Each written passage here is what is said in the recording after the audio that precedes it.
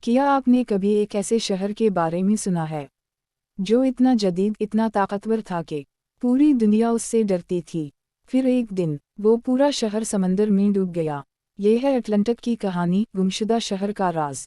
Atlantic کا ذکر سب سے پہلے یونانی فلسفی افلاطون نے 2400 سال پہلے کیا۔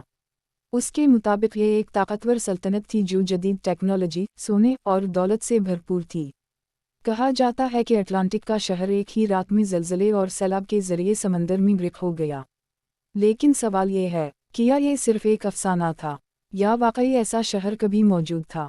کئی محققین کا ماننا ہے کہ اٹلانٹک بحیرہ اوقیانوس، یونان یا مراکش کے قریب تھا۔ کچھ کا کہنا ہے کہ یہ سانتورین ایسلینڈ ہو سکتا ہے جو آتش فشانی دھماکے سے تباہ ہوا۔ آج تک کوئی واضح ثبوت نہیں ملا، لیکن افلاطون کے تفصیلی نقشے اور تفصیل نے ماہرین کو حیرت میں ڈال رکھا ہے۔ تو کیا اٹلانٹک واقعی ایک شہر تھا یا صرف ایک سبق آموز کہانی؟ آپ کیا سوچتے ہیں؟ کامنٹ میں ضرور بتائیں۔ ویڈیو پسند آئے تو لائک، شیئر اور سبسکرائب نہ بھولیں۔